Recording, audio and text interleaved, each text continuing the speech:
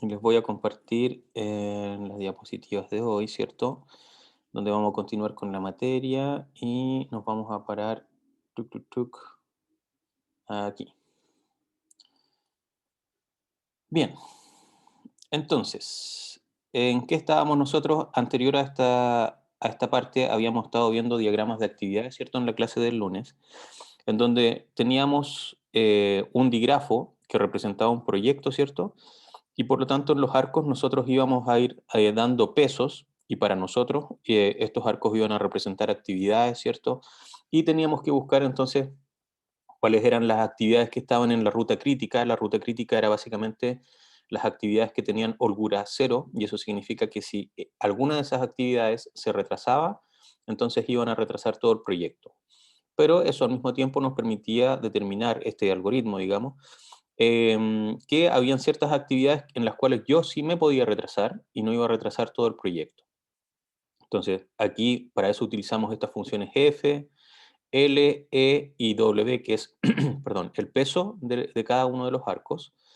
Y por lo tanto aquí vemos que las que tenían holgura cero eran las que pertenecían a la ruta crítica, que es un camino que une el inicio con el fin, ¿cierto? En donde cada uno, según esta función f, que define la holgura, nosotros encontramos que tenía un valor cero. Hoy día vamos a ir un poquito más allá, porque todo esto, vamos cada clase sumando un poquito más de cosas a los grafos que estamos viendo, a los dígrafos, perdón, y hoy día vamos a ver redes y flujos en dichas redes, ¿ya? Entonces, ahora podemos ver esto como una especie de esquema. La analogía más simple es ver como un sistema de cañerías o tuberías, si lo quieren ver ahí, en donde vamos a tener un nodo que va a ser la fuente, que lo vamos a llamar S, source es fuente en inglés, y un vértice T que va a ser el sumidero o sink y que es a donde nosotros queremos llevar un flujo máximo, ¿ya? Al final esa es la problemática que queremos resolver hoy día. Entonces tenemos un nodo desde el cual está saliendo la cosa que ustedes quieran, el agua, el gas infinito, gigabytes, ¿ya? Desde ahí están saliendo, esa es la fuente, y tenemos un sistema de cañería, ¿cierto? Y tenemos que llevar a través de este sistema de cañerías el flujo máximo que llegue a otro nodo que va a ser el nodo final, ¿de acuerdo? Esa es la idea de lo que queremos resolver como algoritmo. Entonces vamos a seguir con nuestra función de costo que ahora va a representar una capacidad, ¿ya? En nuestras cañerías vamos a tener una capacidad y que para todo arco, ¿cierto? En mi digrafo le va a asignar un número real, ¿ya? En realidad aquí vamos a trabajar con enteros para simplificarnos la vida, pero puede ser un real, ¿ya? Y esto va a representar la capacidad que sale desde la fuente al sumidero, ¿ya? Y para cada una de las conexiones vamos a tener una capacidad. Entonces, si lo volvemos a esta idea de las cañerías, el grosor de la cañería, ¿cierto? Me indica cuánta agua puede fluir por ahí, ¿ya? Puede que no esté al máximo, puede que no esté circulando nada de agua en algún momento, ¿cierto? Y hoy estoy en cero de la capacidad que sea, pero jamás voy a poder sobrepasar, llevar más agua de lo que el diámetro de esta cañería aguanta, ¿cierto? Si no, la reviento, explota el sistema, se acaba el mundo ahí. Entonces, por eso voy a tener una función de capacidad. Eso es lo que van a representar los pesos en mi digrafo frente a un problema de redes y flujos, ¿ya? Lo que ocurre, naturalmente, es lo que le acabo de decir, que vamos a tener una función de flujo, ¿cierto? Que va a actuar sobre un vértice X ahí y que tiene que ser menor o igual que la capacidad de esa conexión, ¿ya? Jamás el flujo puede ser mayor que la capacidad de esta conexión. Y fíjense que aquí C toma dos vértices, ¿cierto? Toma dos argumentos. Y está bien definido porque aquí yo dije que la función C está definida en un arco. Y los arcos son tuplas de X, Y, que vienen a ser el nodo desde el cual parte la flecha y el nodo hasta donde llega la flecha. Por eso aquí tengo dos argumentos. Entonces estoy diciendo que el flujo que va en una conexión, si existe la conexión de X a Y, jamás puede superar a la capacidad que tiene dicha conexión. ¿De acuerdo? También existe este concepto de simetría torcida, que en inglés es skew symmetry, y es una convención que dice que el flujo que va del nodo I al X es igual a menos el flujo que va de X a Y. O al revés, si lo quieren ver. El flujo que va de X a Y es igual a menos el flujo que va de Y a X. ¿Ya? Se cumple siempre esa simetría. Y también tenemos que tener la ley de conservación. Para todo vértice que no sea ni el inicial ni el final, su flujo neto debe ser siempre cero. Es decir, todo lo que entra a un nodo tiene que salir de este. Un nodo intermedio no se puede quedar con parte de la energía, si lo quieren ver así, o con parte del agua que le llega, o con parte del gas, o de los gigabytes, o de lo que sea. ¿Ya? Entonces, siempre se tiene que cumplir que todo lo que entra en un nodo tiene que salir de este a través de las cañerías de salida que tenga. ¿Ya? Y les tiene que llegar a partir de las cañerías que entran a dicho nodo. Entonces, para que nos vayamos dando un ejemplo, aquí tenemos una idea, ¿cierto? Aquí tenemos un nodo S que desde aquí va a salir todo el flujo, ¿ya? Tenemos un nodo T, ¿ya? Que hasta aquí queremos llevar todo el máximo flujo, la máxima cantidad de energía posible, y en realidad esa es la pregunta que queremos resolver hacia el final de la clase. Y tenemos nodos intermedios, A, B, C y D, ¿ya? Las conexiones pueden ir en cualquier dirección, a mí me da lo mismo. Recordemos que esto es una representación visual para nosotros, para los humanos. Al computador, al final, que es lo que nosotros queremos resolver en informática, esto es simplemente una matriz, ¿ya? Da lo mismo quién está a la izquierda, quién está a la derecha, arriba, abajo, da lo mismo, ¿ya?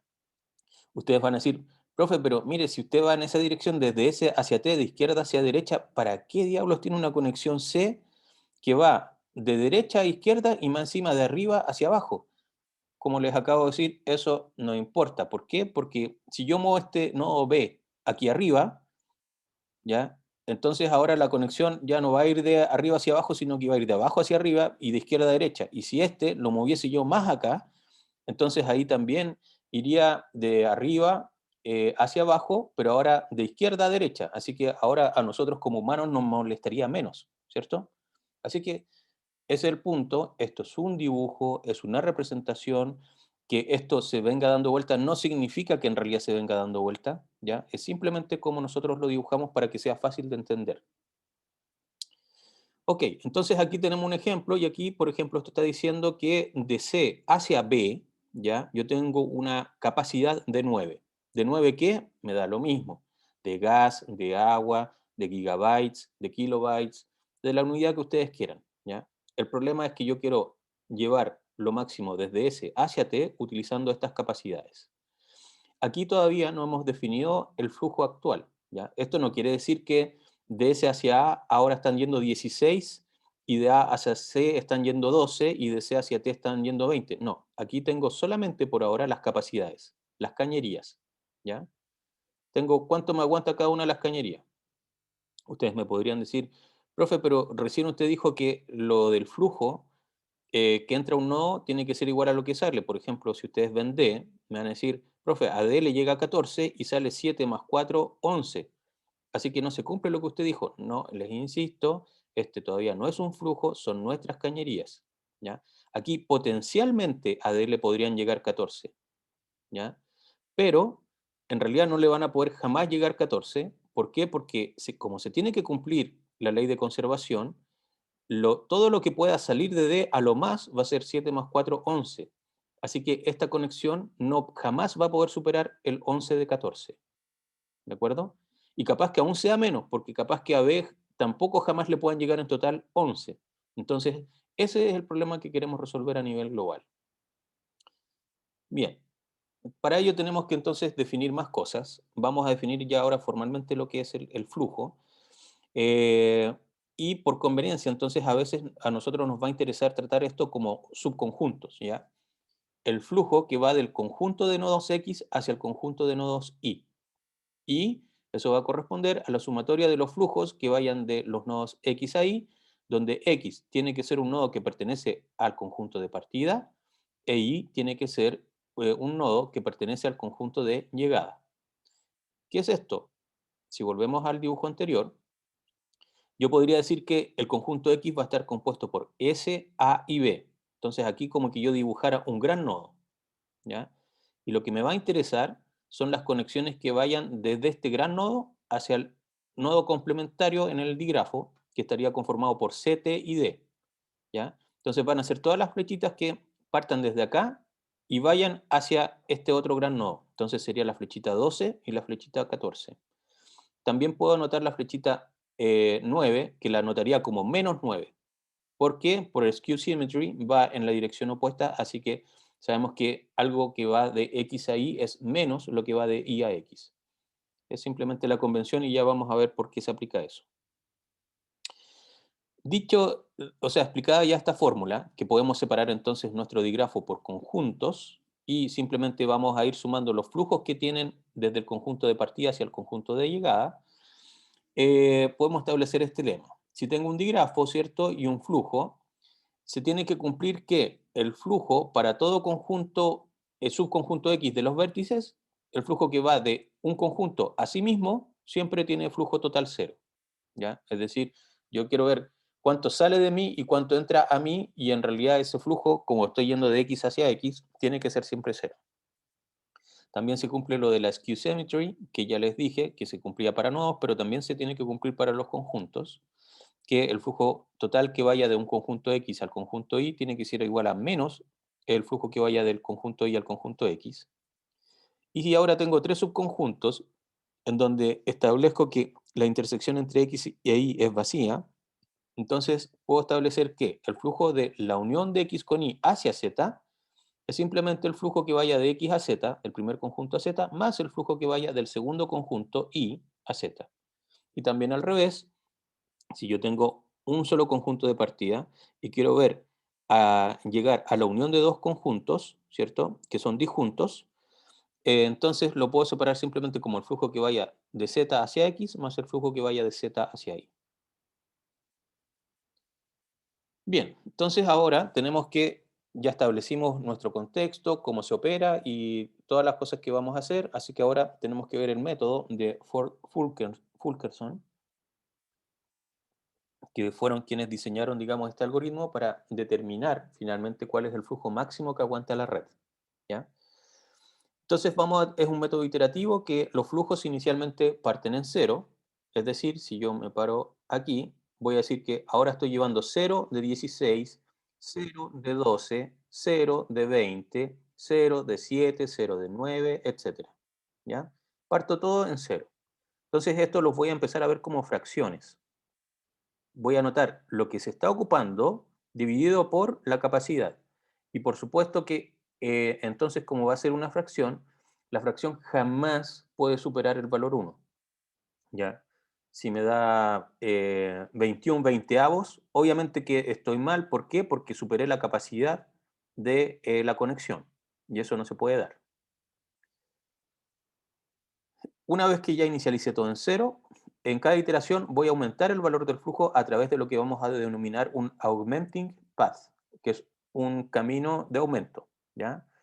Y este camino lo voy a establecer entre el nodo S y T, que sería el inicio y el final, y que no está en su máxima capacidad, ¿de acuerdo? Eh, entonces voy a continuar hasta que ya no pueda encontrar ningún augmenting path en el digrafo y por lo tanto el flujo es máximo. Pero aquí estamos en discretas, ¿cierto?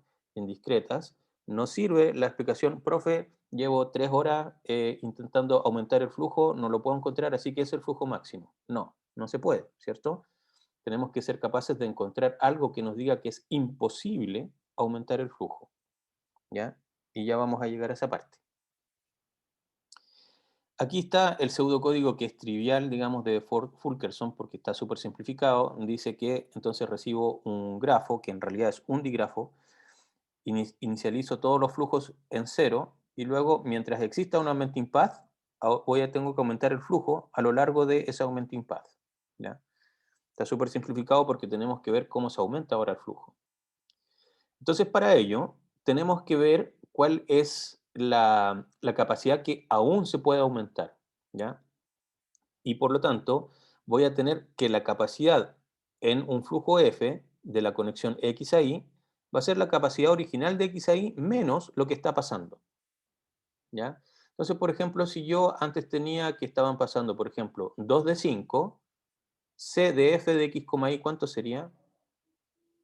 ¿Y qué representa?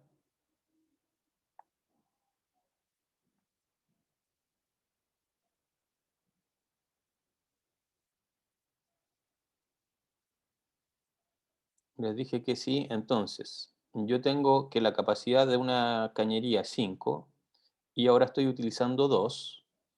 Entonces, C de f, ¿qué valor sería? Claro, 5, la capacidad original, menos el flujo actual, 2. Y eso me da 3. ¿Y este 3 qué representa?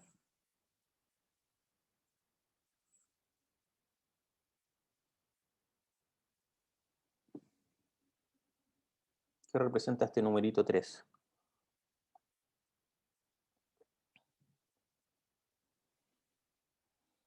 Lo que puede aumentar el flujo, correcto. Lo que aún puede aumentar el flujo por esta cañería en particular. ¿De acuerdo? Entonces, con esta fórmula, ¿y por qué se explicita esta fórmula? Porque en el fondo, en algún momento, al resolverlo computacionalmente, nosotros vamos a tener que definir cómo calculo lo que aún puede pasar por una cañería. Y entonces va a ser la capacidad original, que es información que me dan, y el flujo actual, que debo conocerlo en ese momento. Si estamos en el estado inicial, entonces C en F va a ser simplemente la capacidad porque el flujo inicial es cero, ¿cierto? Así que si, por ejemplo, estoy en 0 de 5, lo que aún puede pasar por esta cañería es 5, ¿sí?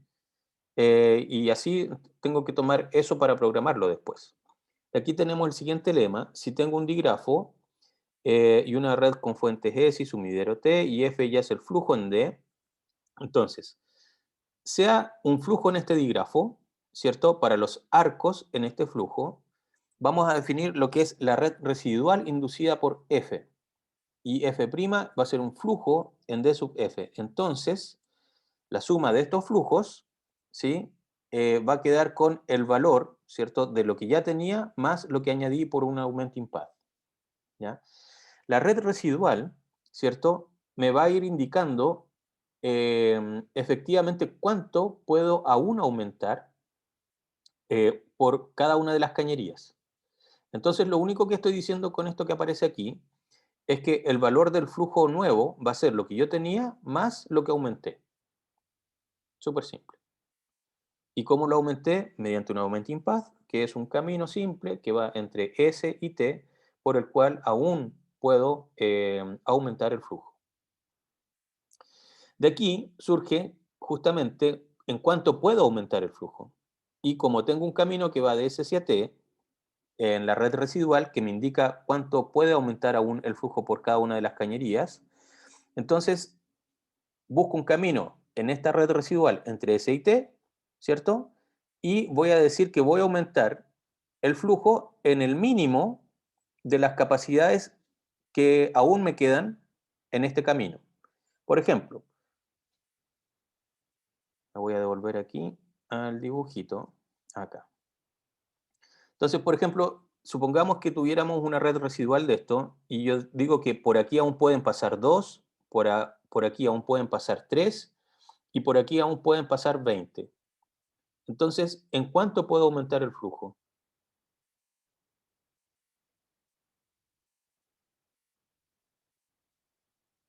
En 2, ¿cierto? Porque dije que tengo que buscar el mínimo entre los que aún pueden pasar en este camino, y eso es lo que estoy diciendo con esa fórmula. Busco un camino que una S con T, ¿cierto? Y aquí tengo lo que aún puede pasar anotado en este camino, así que en este camino me voy a quedar con el mínimo de dichos valores. ¿Por qué? Porque si no, levantaría esa cañería, ¿cierto? Para la cual yo encontré el mínimo. Entonces, de esa forma es lo que vamos a ir aumentando los flujos, ¿cierto? En nuestra red residual. De aquí sale el siguiente lema. Si tengo un digrafo y tengo un flujo y sea P un augmenting path, vamos a definir la función f en P, que toma un par de vértices y le asigna un real mediante f de P de u, b, y por lo tanto, ¿cómo se llama? El costo en este flujo va a ser P si x, y está en el path, ¿ya? Y va a ser menos C de F en P si I, X está en P. ¿Qué quiere decir esto? Que voy a añadirle, ¿cierto? El valor que voy a utilizar actualmente y le voy a restar a lo que estaba, a cómo se llama, a lo que estaba pasando anteriormente. ¿Ya? En el fondo, cuando yo aumento el valor, ¿cierto? En mi camino, ya no puedo decir que la capacidad era la misma que antes, la he reducido, ¿cierto? Así que tengo que reducir lo que ocupé y tengo que aumentar en global lo que está llegando ahora al AT dentro de todo el digrafo. Aquí sale el siguiente corolario, dice que si tengo un digrafo y F es un flujo en D y P es un augmenting path, entonces como tengo definido la función anterior, voy a decir que el nuevo flujo, F' va a ser el flujo que ya tenía más el que me entrega este augmenting path. ¿Ya?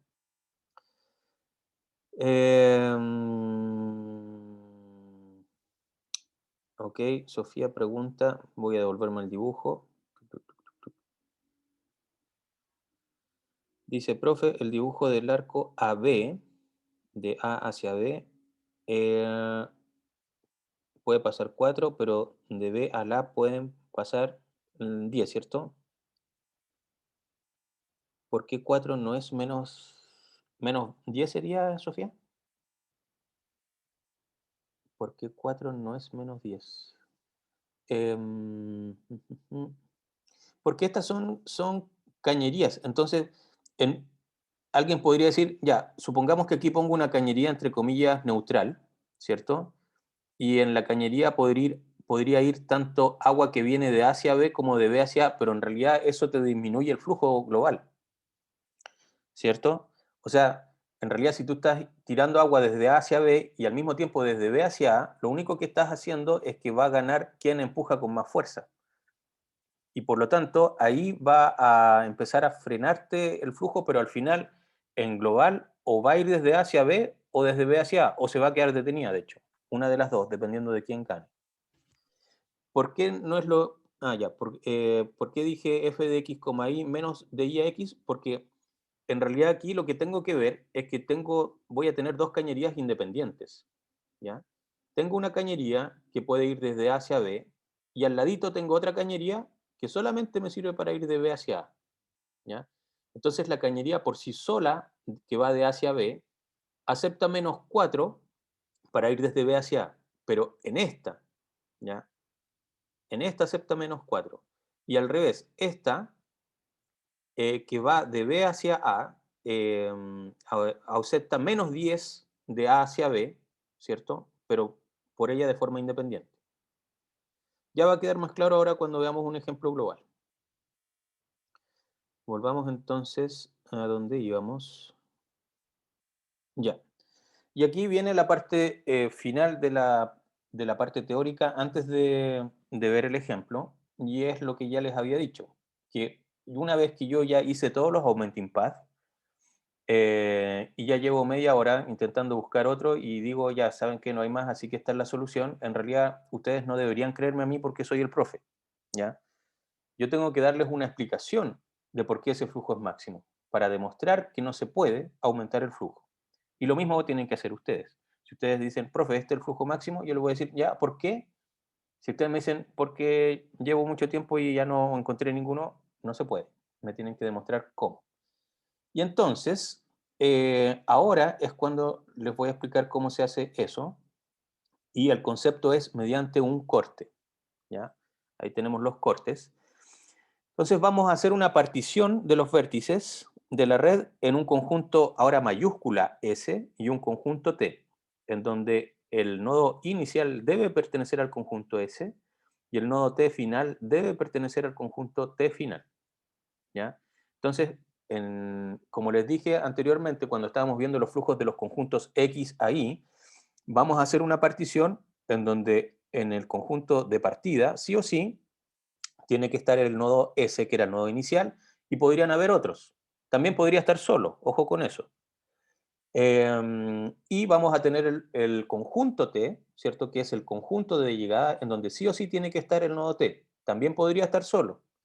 Pero ojo, todos los demás nodos tienen que estar en un y solo un de los dos conjuntos, ¿ya? No puedo dejar simplemente S y T y A, B, C y D no lo dejé en ninguna parte, no. Puedo poner a A o bien en S o bien en T. Puedo poner a B o bien en S o bien en T, pero tiene que estar en alguno. Y así para cada uno de los nodos de mi grafo. ¿De acuerdo? Una vez que tengo esa partición, entonces voy a... el flujo de un corte va a ser la suma, considerando la dirección, de los flujos que corta. En el fondo voy a ver todas las flechitas que vayan desde el conjunto S hacia el T y al revés, desde el T hacia el S. ¿Sí? La capacidad de un corte solo se incluye arcos que van de S a T, ¿cierto? Y vamos a considerar un flujo actualmente y tengo este corte, S a T. Entonces, de aquí sale el siguiente lema. El flujo neto a través del corte es el valor del flujo. Súper simple. Y de ahí el corolario que el valor de cualquier flujo está acotado por la capacidad del corte. Y de ahí sale este teorema que se llama max flow min cut, es decir, máximo flujo corte mínimo. Y tengo un flujo máximo en D. La red residual no contiene aumenting path. Y además el valor de este flujo es la capacidad de S hacia T para algún corte de estos nodos. O sea, perdón, de estos conjuntos. Ya, es hora de aplicar entonces esto. Vamos a realizar esto con un ejemplo donde les va a quedar mucho más claro cada uno de los conceptos que ya vimos. Y sobre todo lo del corte va a quedar mucho más claro al final.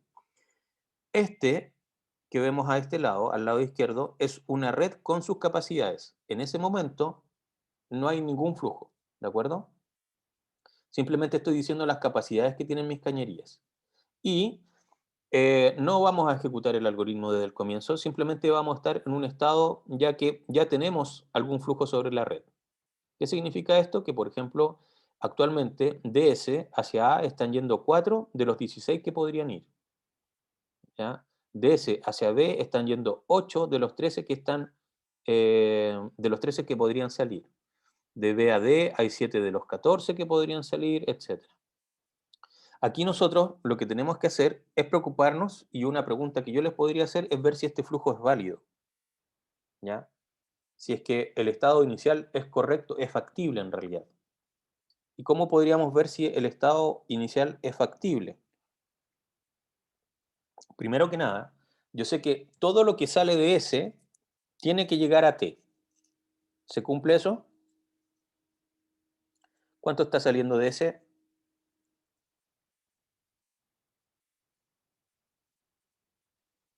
12. Y a T llegan 12 también. Así que estamos súper bien. Hasta ahí vamos bien. Lo otro que yo les dije era que el flujo de todo nodo intermedio, el flujo total, siempre tiene que ser cero. Es decir, que todo lo que entra tiene que salir. Veamos a A. ¿Cuánto está entrando A?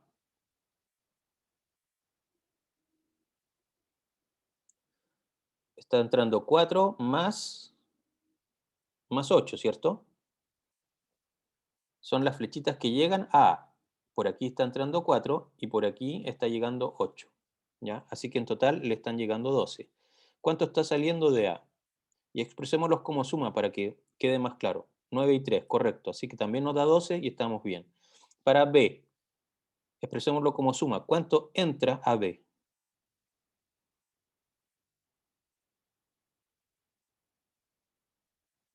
8 más 3 más 4, ok. ¿Y cuánto sale? 8 más 7. Estamos de acuerdo con que nos da lo mismo, ¿no? Para C, ¿cuánto entra y cuánto sale?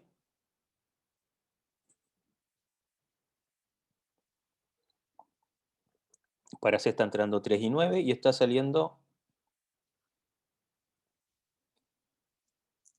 4 y 8, estamos bien. Perfecto. Y para D2, ¿cuánto entra y cuánto sale? 7 y salen 3 más 4, 7. Así que este flujo es válido, ¿ya? Es correcto. no tiene ningún problema porque todo lo que sale de S llega a T y para cada nodo intermedio el flujo neto siempre es cero, que quiere decir que todo lo que le entra a un nodo sale de este. Entra por distintas cañerías y sale por las cañerías que correspondan. Si yo aquí, en cambio, yo hubiese tenido un 10 de 12 y todo lo demás está igual, ese flujo no es válido. ¿Por qué? Porque estaría inventando, entre comillas, energía, si lo quieren ver así. Porque a estarían entrando 4 más 8, 12, y estarían saliendo 3 más 10, 13. Entonces, el flujo neto es como que yo estuviese inventando flujo a partir de A. Y lo que dijimos en nuestro problema es que el único que podía generar mayor flujo es S. Y el único que solamente puede recibir es T. ¿Ya? En realidad también yo he tirado problemas en donde sale cosas de T hacia otro no, pero tienen re poco sentido porque en el fondo eso siempre tienen que quedar en cero, no tiene sentido de que queden con algún flujo. Pero son cosas de análisis más que en realidad del concepto global. Entonces, ahora conocemos una red y conocemos un flujo. Si yo les preguntara, ¿es este flujo máximo? Ustedes me dirían,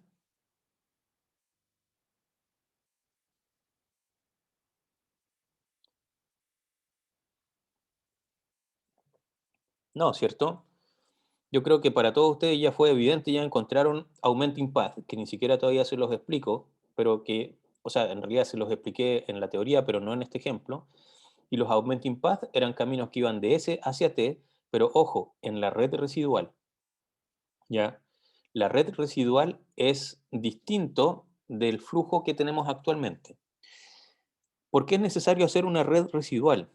Porque fíjense que ahora nosotros aquí en nuestros caminos tenemos fracciones. ¿Ya? Nosotros no tenemos algoritmos computacionales que trabajen con fracciones, o más bien no lo hemos definido en ningún caso acá. Y por algo definimos esas funciones de capacidad que aún pueden aumentar. Por ejemplo, aquí estoy diciendo que de S hacia A aún podemos aumentar en 12 unidades, ¿cierto? De A hacia C aún podemos aumentar en 3 unidades. De C hacia T aún puedo aumentar en 12 unidades, ¿ya? Entonces, cuando yo determino cuánto puedo aumentar, ahí es mucho más fácil para el computador trabajar y encontrar un camino que vaya desde S hacia T con los algoritmos que ya hemos visto. Algoritmos, por supuesto que aquí, ¿qué tipo de búsqueda tendríamos que hacer si aplicamos la materia que ya hemos visto? ¿A lo largo? En realidad eso sería como a lo ancho, en profundidad. Muy bien. En profundidad, porque si yo lo hago a lo ancho, entonces voy a ir a buscar hacia A cuál es la mejor opción y luego tengo que venirme hacia B, sí o sí. Y una vez que me paré en uno de esos dos, me paro, por ejemplo, de nuevo en A y voy a buscar hacia C y también hacia B. Pero entonces, en realidad no estoy haciendo un camino. El camino, cuando yo hago en profundidad, entonces voy avanzando, avanzando, avanzando hasta que llegué al nodo que estoy buscando. ¿Ya? Em, Así que por eso efectivamente es una búsqueda en profundidad y sobre la red que tiene las capacidades que aún puede aumentar. ¿De acuerdo? Por lo tanto, a partir de este flujo, yo debo ser capaz de construir primero esta red residual. Y ahora va a venir un concepto que quizás les va a costar un poquito más, pero no es tan complejo. Lo que acabo de hacer aquí es copiar el flujo actual que estaba en la diapositiva anterior. Es decir, el que está aquí, ya lo vamos a escribir en la próxima diapositiva aquí a la izquierda. Ya es el mismo. Confíen en mí. No los estoy engañando. Y lo que ven a la derecha es la red residual. ¿Cómo voy a construir yo la red residual? Aquí vamos a seguir una regla, ¿de acuerdo? ¿Qué es lo que voy a hacer? Si, por ejemplo, aquí existe la conexión que va desde S hacia A, voy a establecer una flecha que va desde S hacia A, en donde voy a anotar lo que aún puede crecer el flujo por esta conexión. Así que ahí está el número 12, que es súper fácil de entender, y estamos todo ok, ¿ya? Pero al mismo tiempo voy a anotar una flecha en el sentido opuesto. Siempre voy a hacer lo mismo. Si es que hay una conexión de X a Y en el flujo, entonces voy a hacer en la red residual tanto una conexión que va de X a Y como de Y a X, ¿ya? ¿Y qué es lo que voy a notar en el sentido inverso? Lo que voy a notar es lo que actualmente está pasando, ¿ya? Ya van a entender por qué vamos a hacer eso. La regla entonces es, en el sentido del flujo voy a notar lo que aún puede pasar y en el sentido opuesto voy a notar lo que está pasando actualmente. Simplemente acéptenlo así por ahora. Sin duda al final de la clase van a entender por qué hacemos esto. Y entonces, en esta red residual, lo que yo tengo que hacer es establecer un camino, y ahora es un camino en profundidad, ¿cierto? Siguiendo las flechas, que me permita ir desde S hacia T, ¿sí? Y, por lo tanto, aquí yo encuentro este camino. Esto quiere decir que por aquí aún pueden pasar 12, aún pueden pasar 3, aún pueden pasar 12. Por lo tanto, como debo quedarme con el mínimo, lo que voy a hacer es generar, ¿cierto? Un augmenting path que va desde S hacia T, pasando por A y por C, que va a aumentar mi flujo en 3 unidades, ¿ya? Y luego que aumenté ese flujo, tengo que actualizar mi red y tengo que actualizar también mi red residual. Entonces veamos qué es lo que pasa. Ahí está. Aumenté, ¿cierto? En 3 unidades. Antes este era 4 de 16, antes este era 9 de 12 y antes este era 8 de 20. Así que como aumenté en 3, actualizo mi flujo y me quedaría entonces de esta forma. Las otras conexiones que yo no utilicé, ¿cierto? Van a quedar tal y como estaban antes, porque no las tomé en cuenta. Pero a partir de esto, yo debo actualizar mi red residual. Y fíjense qué es lo que pasó. Siguiendo la misma regla que tenía antes. Desde S hacia A aún pueden pasar, ¿cierto? 9. Eso es lo que voy a anotar.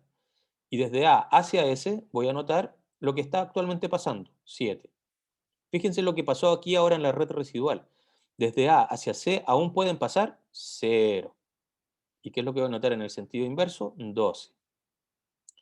Finalmente, desde C hacia T aún van a poder pasar 9 y lo que están pasando actualmente es 11.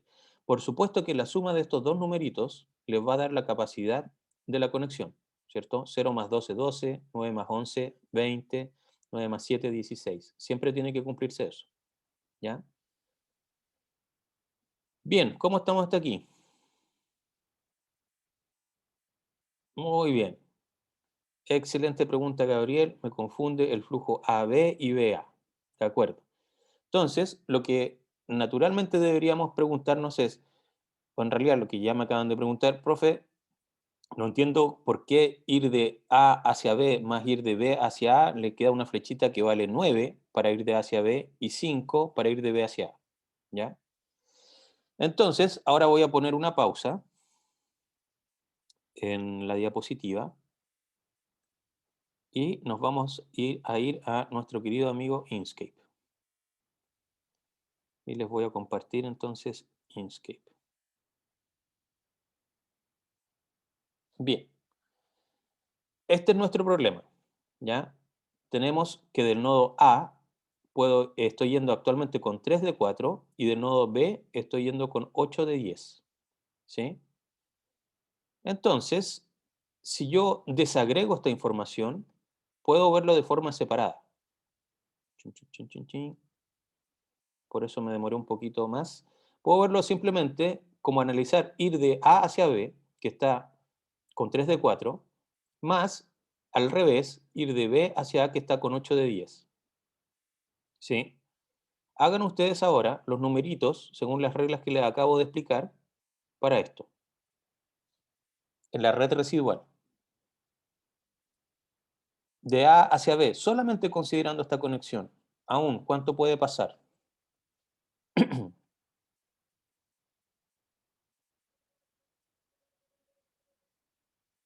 1, muy bien. Y en el sentido opuesto, ¿qué tengo que anotar? Solamente viendo esta conexión, 3, muy bien. Y para esta otra, de B hacia A, ¿cuánto puede pasar?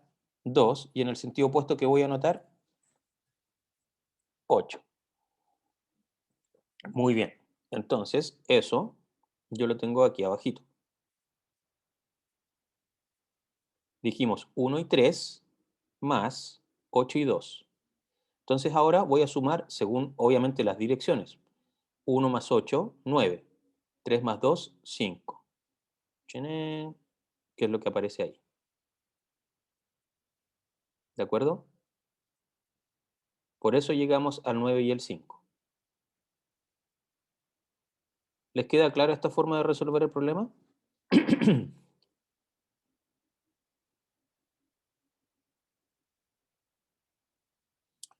En el fondo lo que hicimos fue aplicar una gran técnica informática que está basada en la historia y que es divide y conquistarás. Así que simplificamos el problema por partes, luego vimos la solución a nivel global. Bien, pero en realidad luego hay gente cuando ya se vuelven más expertos que entienden de otra forma este mismo problema, cómo se llega ahí. Fíjense que lo que yo estoy diciendo aquí, que para ir desde A hacia B en la red residual, ¿cierto? Aún pueden pasar 9 unidades. Eso fue lo que calculamos cuando desagregamos la información. Y también en mi red residual yo estoy diciendo que desde B hacia A aún puedo pasar 5 unidades. Pero, ¿qué quiere decir eso en el flujo?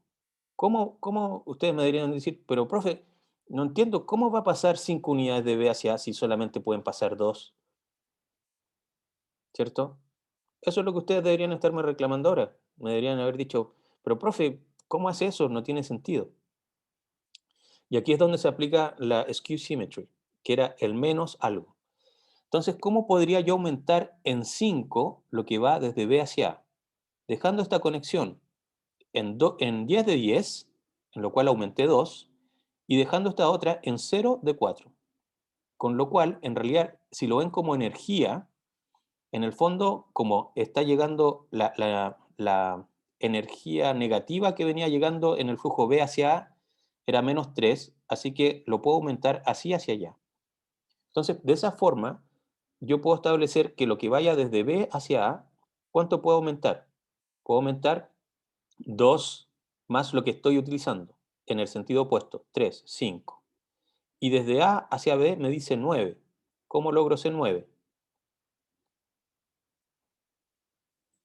Díganme ustedes ahora cómo logro ese 9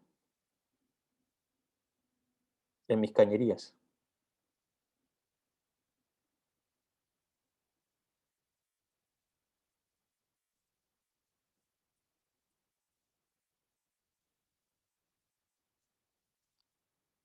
1 más 8. Ok. ¿Cómo logro ese 1 más 8? Desde A hacia B utilizo esta cañería con lo que aún se puede ocupar, que sería solamente 1. Pero para que el flujo global que hay entre A y B en esta dirección de A hacia B, yo puedo disminuir este 8 hacia 0. Por lo tanto, aumenté en el flujo global en este sistema en 1 más 8, 9, que fue lo que yo anoté en mi red residual. ¿De acuerdo? Esto es un poquito enredado al comienzo, porque tienen que entenderlo efectivamente como cañerías, es decir, yo estoy viendo el flujo total que va desde A hacia B, ¿ya? Y quiero ver cuánto puede aumentar este flujo. Entonces, a veces, la forma de aumentar un flujo que va desde un lado hacia el otro es disminuyendo el que viene en el sentido opuesto, que le estaba quitando energía, si lo quieren ver así, ¿ya? Con los ejercicios esto les va a ir entrando cada vez más en la mente, va a ser un poquito más fácil de aceptar. Bien, entonces veamos lo siguiente. Ahora que yo tengo mi red residual aquí, yo, ¿qué es lo que debería hacer? Ver si existe otro augmenting path, ¿cierto? Que me permita aumentar el flujo global que vaya desde S hacia T, ¿sí? ¿Y alguien ve algún camino que vaya desde S hacia T que me permita aumentar el flujo?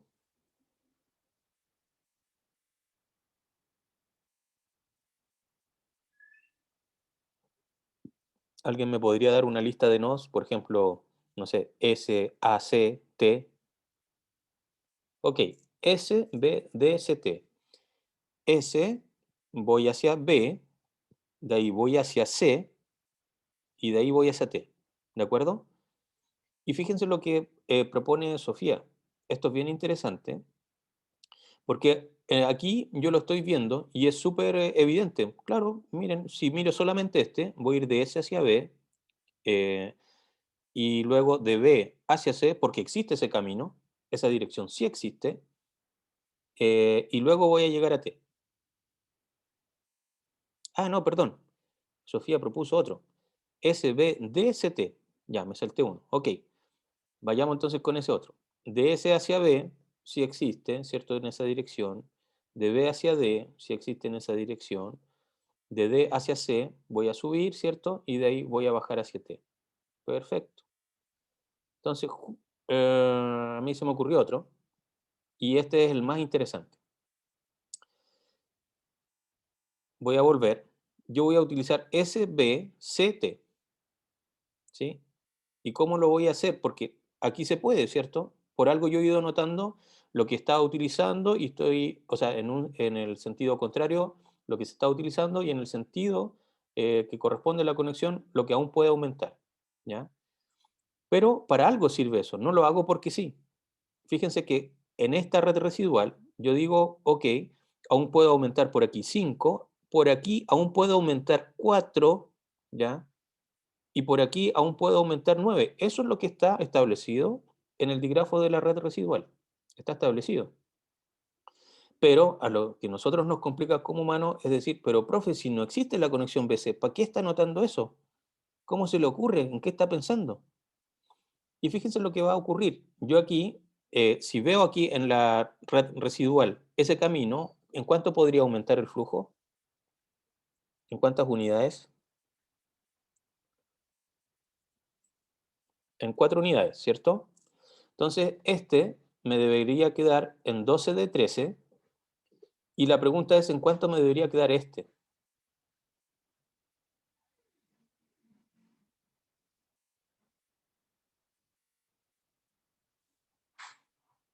¿Cuánto creen que debería ser ese?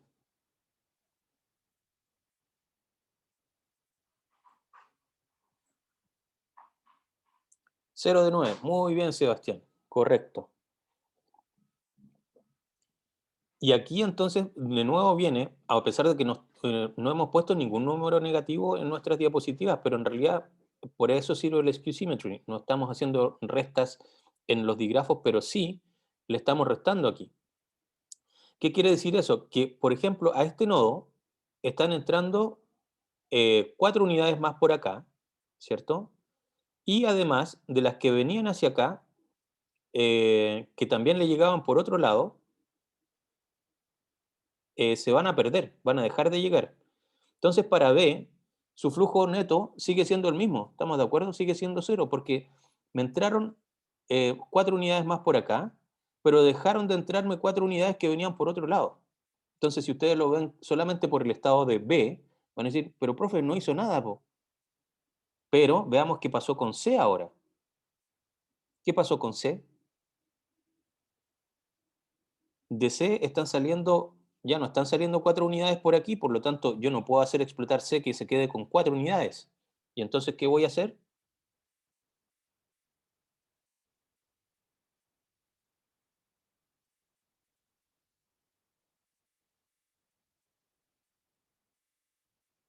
Se lo tiro a T. Correcto. Entonces redirecciono el flujo.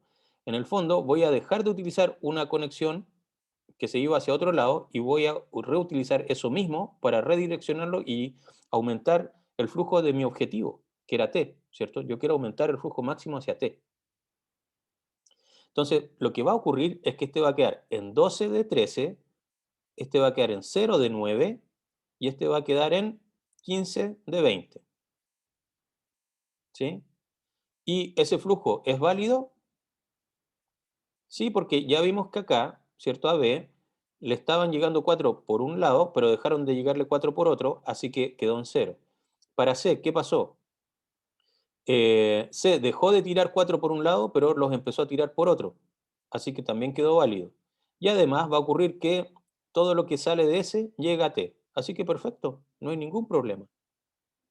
Pero este camino que está aquí, para nosotros los humanos, no es evidente si yo no conozco la red residual. Hay mucha gente que me dice, profe, pero yo en el flujo, yo entiendo súper fácil cómo aumentar los flujos aquí. No sé, ¿para qué diablo hacemos la red residual? Bueno, primero que nada, porque hay caminos que no son evidentes, en donde yo, en vez de estar sumando numeritos a la fracción, les tengo que quitar. Y segundo, porque en esta forma lo podemos programar en un computador, que es finalmente lo que queremos hacer. ¿De acuerdo? Así que efectivamente vamos a comprobar lo que les dije. Aquí ya, ese era el flujo actual, ¿cierto? En donde ya había aumentado por arriba, es decir, SACT había aumentado en 3 unidades. Y luego restablecí entonces cuál era la red residual en ese momento para este estado y busco entonces un nuevo camino que me permita aumentar el flujo. Me voy a quedar con el mínimo de estos numeritos, que es 4, y debo actualizar ahora ese valor acá. Así que así es como se ve, tal como les dije anteriormente. Este va a quedar con 12 de 13, 0 de 9, 15 de 20. ¿De acuerdo? Y una vez que estoy aquí, debo actualizar los numeritos. Fíjense qué es lo que ocurrió. Aquí, en esta flechita, lo que aún puede pasar va a ser 1, y lo que está pasando actualmente es 12. En esta flechita, lo que aún puede pasar, porque tenemos que ver desde C hacia B, lo que aún puede pasar ahora son 9 unidades.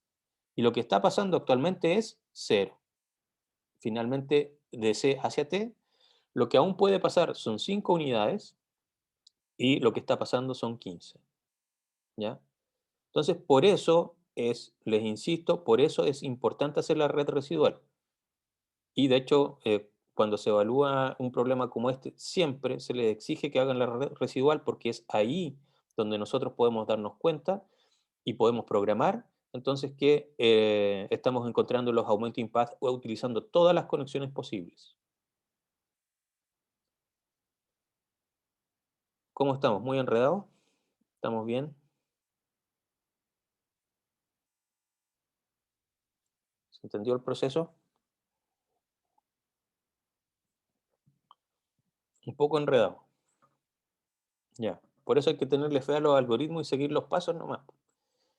Hay que estar ahí, hay que estar ahí viendo que en el fondo una forma de aumentar el flujo en una dirección es quitando el que viene en el sentido opuesto.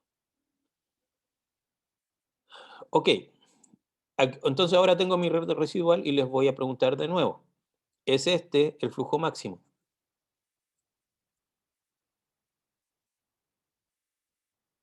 Obviamente, si ustedes encuentran un augmenting path, entonces no es el flujo máximo. ¿Quién me puede dar otro augmenting path?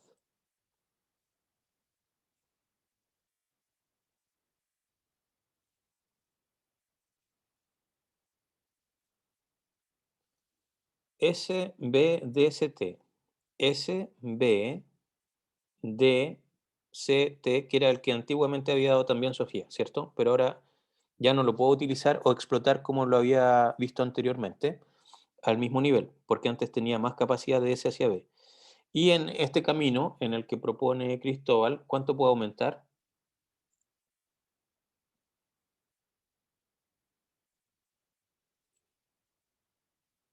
1, ¿cierto? Aquí a mí se me ocurrió otro más enredado todavía. A propósito, ¿para qué? Para utilizar la conexión AB y que aprendamos cómo se actualiza eso. Fíjense esto, que aquí yo tengo que de S hacia A aún pueden pasar 5, ¿cierto? De A hacia B aún pueden pasar 5 también. De B hacia D aún pueden pasar 3. De D, perdón, ahí lo actualicé. Sí, este es el actual, 0 y 1, ¿cierto? Entonces, ¿qué fue lo que hice?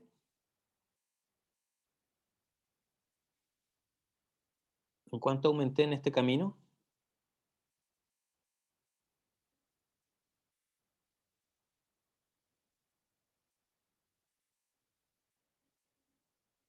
Si ahí vemos ese flujo actual, ¿en cuánto aumenté?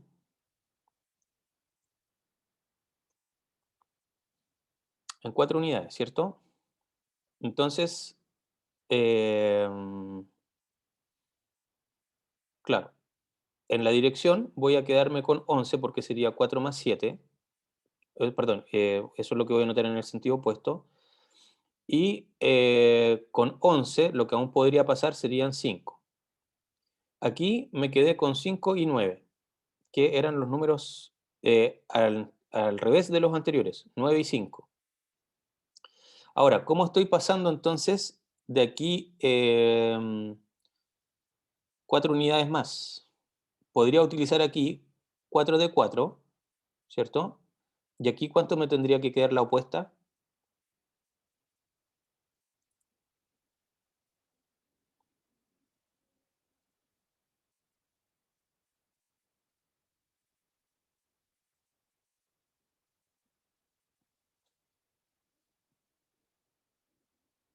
Problema mental muy denso. Si quiero pasar 4 unidades de A hacia B, ¿cierto? Podría ya utilizar una hacia abajo, que me quedaría esta en 4 de 4, pero entonces ¿en cuánto me tendría que quedar esta?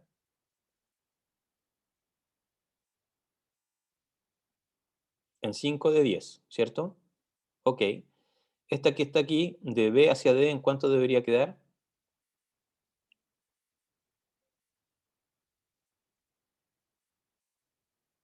11 de 14. De D hacia C, ¿cuánto debería quedar? 7 de 7. Y finalmente de C hacia T, 15 de 20. ¿Ya? Ahí actualicé el flujo. O sea, perdón, la red residual ya actualizada utilizando este camino, ¿cierto? Que viene ahí. Entonces ahora la pregunta es si todavía existe un augmenting path en esta red.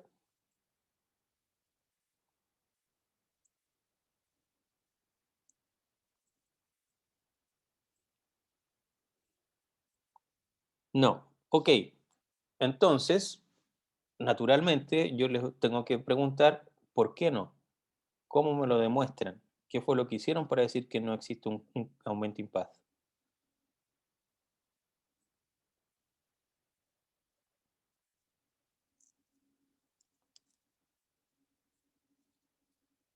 Entonces, lo que habíamos visto, y una de las cosas que todavía no hemos aplicado, era el concepto de un corte. El concepto de un corte, lo que dijimos era que era una partición del grafo, del dígrafo, perdón, en dos subconjuntos disjuntos, ¿ya? Y ahí yo tenía que analizar todas las conexiones que fueran desde el conjunto inicial hacia el final y las que se devolviesen. Entonces veamos qué es lo que ocurre aquí. Aquí actualicé, ¿cierto?, el flujo y el flujo está en este estado actual, ¿cierto? Y aquí vemos que hay una red residual, pero ya no tiene augmenting path. Y por algo estos numeritos están en cero. Entonces ahí está claro dónde estoy haciendo la partición. ¿Cuáles serían los conjuntos que estarían en el conjunto de partida? Perdón, ¿cuáles serían los nodos que estarían en el conjunto de partida y cuáles serían los nodos que estarían en el conjunto de llegada?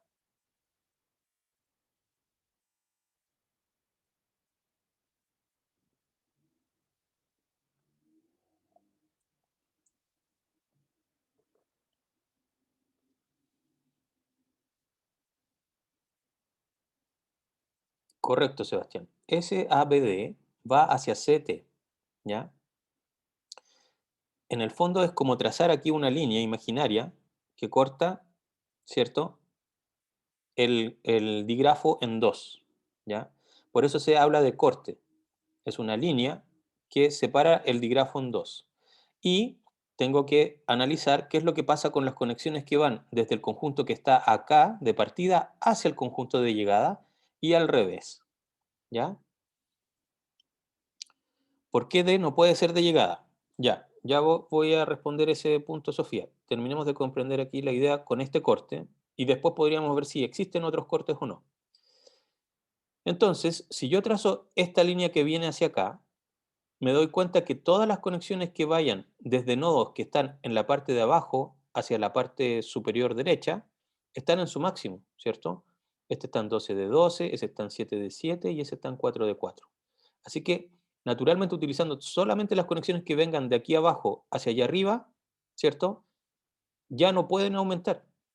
Están todos en su máxima capacidad. Si yo quisiera aumentar siguiendo la línea que viene de aquí abajo hacia allá arriba, reviento mis cañerías. Pero además se tiene que cumplir otra cosa. Se tiene que cumplir que todo lo que venga de aquí arriba hacia acá abajo tiene que estar siempre en cero. ¿Ya? ¿Por qué? Porque si hubiese algo que viene de aquí hacia acá y está en, por ejemplo, 1 de 9, entonces eso implica que en la red residual aún puede aumentar el flujo que venga desde aquí abajo hacia allá en una unidad. ¿Sí? Y es por eso entonces que también lo podemos ver aquí como conjuntos. Solamente vamos a anotar las conexiones que vengan de un nodo de acá hacia el de allá o bien desde de acá hacia allá, no las internas. Y fíjense que todo lo que viene desde el conjunto de inicio hacia el de partida está en su máximo, pero además todo lo que viene de algún nodo del conjunto de llegada hacia el de partida está en cero. ¿Ya? Entonces esa es la regla que ustedes tienen que acordarse. Todo lo que vaya en una conexión desde el conjunto de partida hacia el de llegada tiene que estar siempre en su máximo y todo lo que venga de un nodo del conjunto de llegada hacia el de partida tiene que estar en cero. Esa es la regla. Bien, dicho eso, ¿por qué no puede ser entonces que D esté en el conjunto de llegada?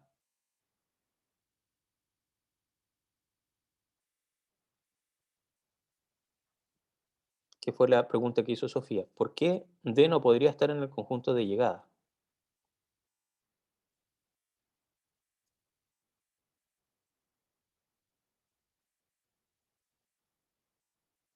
Porque le faltan tres. Y fíjense eso. ¿Qué es lo que estoy diciendo yo con eso?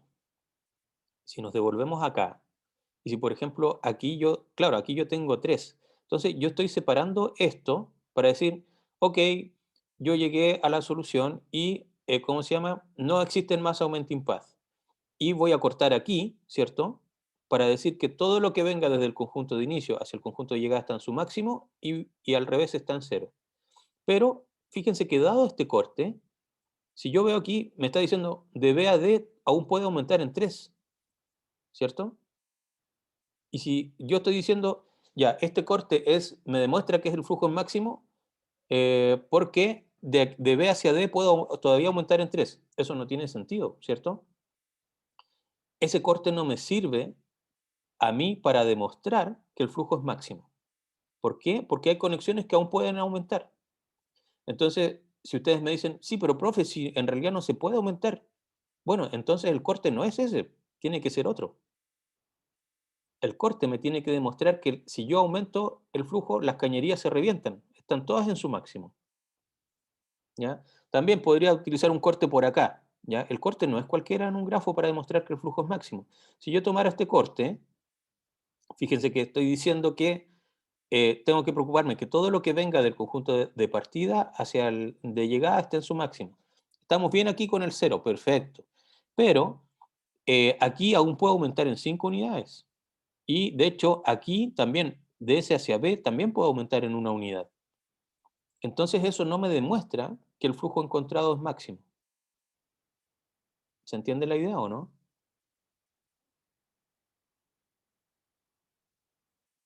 Perfecto. Entonces, ¿cómo se realiza un corte? Siempre lo que tengo que hacer es determinar que todo lo que venga del conjunto de inicio hacia el conjunto de llegada tiene que estar en su máximo y eso me demuestra que no puedo aumentar el flujo y viceversa, todo está en cero, ¿ya? ¿Y por qué tiene que estar en cero? Porque, como les dije, y como vimos en un ejemplo, una forma de aumentar un flujo, que era este 4 de 9, ¿cierto? Es dejándolo en cero de 9. Entonces, si yo me quedo con algo que viene de vuelta, que todavía está en algo distinto de cero, de 9, significa que reduciendo eso a cero, aún podría yo aumentar ese flujo hacia el nodo de llegada. ¿De acuerdo? ¿Alguna pregunta?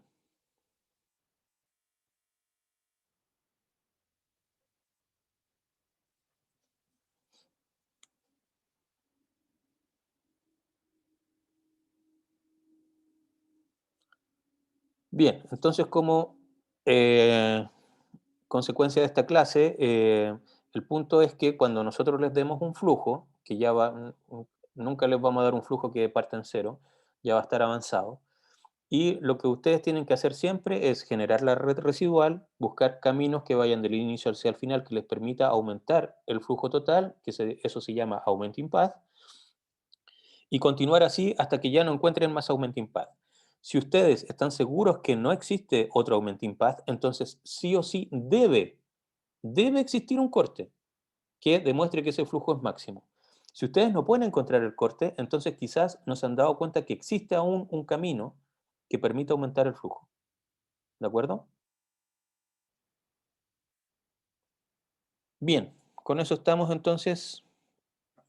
Que tengan una buena semana, o sea, de aquí hasta que llegue el viernes. Vayan a vacunarse los que todavía no lo hacen y que estén en opciones de hacerlo. Y con eso estamos. Ya, pues que estén muy bien, cuídense harto y nos vemos.